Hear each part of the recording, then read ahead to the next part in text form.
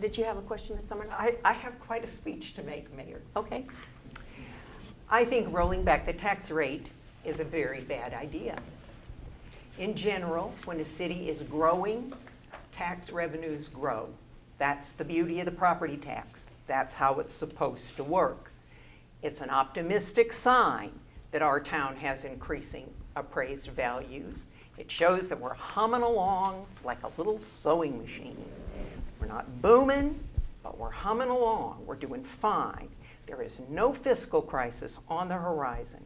There is no good reason to reduce the tax rate. Things are going well. We have comfortable reserves. We're functioning efficiently with sensible contingency funds, reserve funds, equipment replacement funds. The old line, if it ain't broke, don't fix it, applies perfectly to our budget. Although this talk of going back to the effective tax rate has been going on for some weeks, and the city manager has presented 5 options for accommodating this tax cut, none of those have been accepted by the 3-person majority of this council. Instead, they want to adjust the budget by assuming that we'll collect more sales tax next year. Sales tax is growing. That's not altogether implausible. But I recommend that we handle that good news the way we did this year. We got halfway through the year. We found that our reserve fund was bigger than we thought it was going to be, and so we moved money over to buy a new fire truck. That's the smart way to do it. Move the money when it's really in the bank, not when it's just a projection. And when we start talking about the future, I think it's only realistic, and I don't mean to challenge the assumptions on which the budget was built, but just thinking, I'm a newly retired person living on my investments now. Everybody expects a stock market correction. Everybody cautions you the stock market is going to drop. Lots of our citizens live on their investments. When that stock market drops, they quit buying things. The sales tax can be expected to go down. This is not a good time to be betting on a great big increase in the sales tax. To me, it's like you were a family and you had a savings account and you decided to blow the whole thing on a luxury cruise when you know very well that the family van in the garage has got 175,000 miles on it. It's likely to need to be replaced. We are likely to need this money. We don't know what the trihalomethane solution is going to cost us. We know that TCEQ is not going to let us get away without fixing it, whatever it costs. This is not the time to draw down the reserves and risk the future on a hope that we'll have a lot more money coming in. And all of that risk is for a bonus to the taxpayers of $22 a household, not even $2 a month. And that's the average valuation. The median valuation is lower. That means that over half the people in this town won't get $2,200. They'll get less than that. Is that worth it to take a chance on our future when things are going well? I just think it's silly and foolish. It's popular to cut taxes. I don't know if people made some campaign promises they're trying to realize, but it's just not good sense in my judgment, and I will vote against it. I leave aside the whole question of the KEDC funding because that we'll have another conversation about that. But the idea of reducing the city's contribution to the KEDC is another very bad idea in my mind. Thank you. You're sure welcome.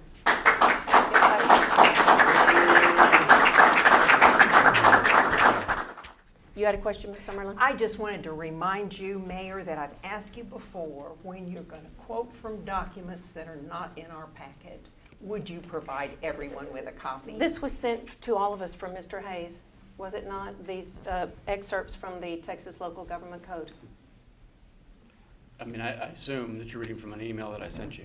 I mean, I don't. Yes, Yeah. this is straight out of the Texas Local Government And, Code. but not the policy one, not the Oh, that's just my- contract thing. Oh, the contract is on file, the KEDC contract. Sure it is, but that doesn't do me any good tonight. I'm just saying, I just If you'd like appreciate to, that. okay, in future. I quoted exactly where it is, Good. Article 1A2. Right.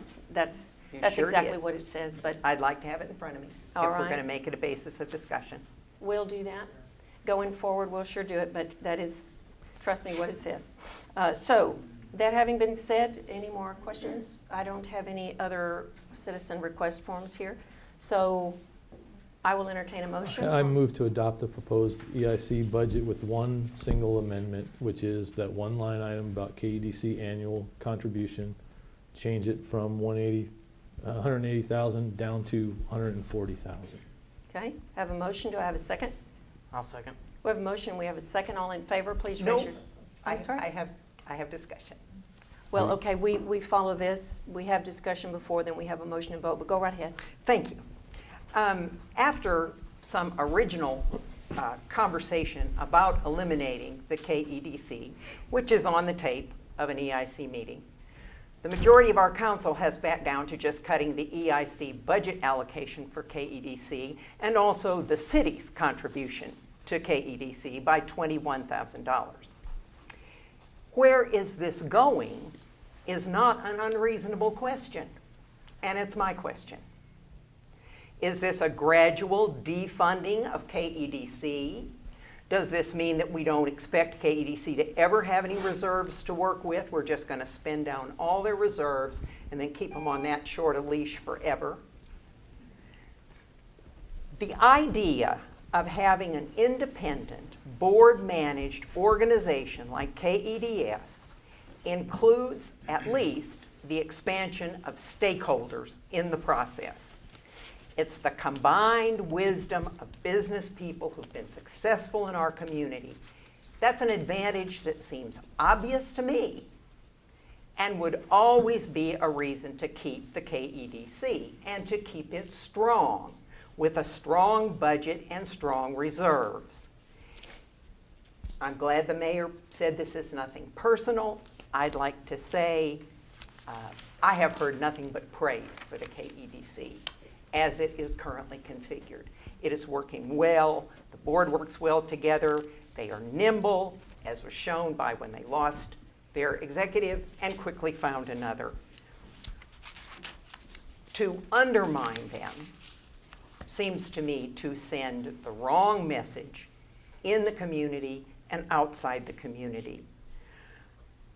Besides the advantage of incorporating many good brains on the challenge of economic development, having a KEDC is the preferred method of new businesses. They would rather talk to an independent group than the governments. It's good to start that way, and then gradually, when the deal is finalized, the negotiations are finished, the vetting's been done, the elected officials still approve or disapprove. Besides these factors, we have in the KEDC an organization that unites the big players in our community, the school district, the city, and the county. The city and the county are working well together this budget cycle. Isn't that wonderful? Do we want, as a city now, we voted to back out of the city's contribution. Are we going to cut the EICs too?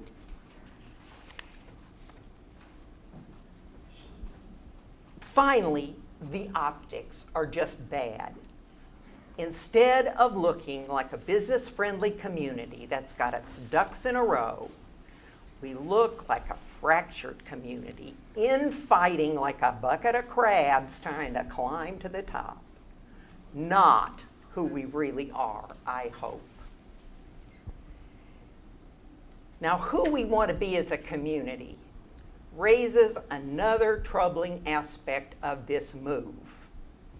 If we do not pass the EIC budget that they have recommended to us not once, but twice, Are we saying that the council's going to make these decisions and ignore the advice of their own appointees? I think that would be a very bad decision. Another of the strengths of the current configuration is that we have a board of the EIC made of good citizens, people with experience in business, who know this town, who know and learn something about economic development by serving. They're a little insulated from the political fray. Both these characteristics help them to establish and to negotiate the good deals for the city. Now, it's no mystery in this town, it's no secret that the majority of the current council have been opposed to some of the decisions the EIC has made in the past, particularly the reuse pond, the transmission lines, but also the sports complex, the river trail, if memory serves. Immediately after the election, they replaced 3 members of the EIC with George Baruti and 2 others who think like them. I opposed that rejection of good citizens who had served us well and who had more terms to serve. But elections have consequences. There you are. What troubles me now is that this majority of the council does not seem to be willing to exert its influence and even its power in that normal way by appointing the members of the EIC. They still don't have a majority on the EIC. So now, without accusing anybody of any intentions, I just point out that we have a proposal that will virtually move the power decisions, like the budget, to the city council, where those 3 do have a majority. George has described this as appropriate oversight. I wonder if the 1,412 people who voted for Mr. Baruti in May and the 1,149 who voted for Mr. Vogel were intending them and the mayor to make every decision in the future of Kerrville. Maybe that's what they meant, but I don't think so. I don't even think they represent the majority of Kerrville's voters. However that may be, I would just like to recommend to them that they wait till May of next year. 3 of us are up for election. I hope all of you will remember, if you like this way of decision making, concentrating power in the hands of a few, then you need to change out these 2 positions. On the other hand, if you like a more inclusive situation where a lot of experienced people in this community help make the decisions, then I think you need to consider the mayor's position. And that's my speech for tonight. Thank you. All right, no, we're through with our discussion this evening.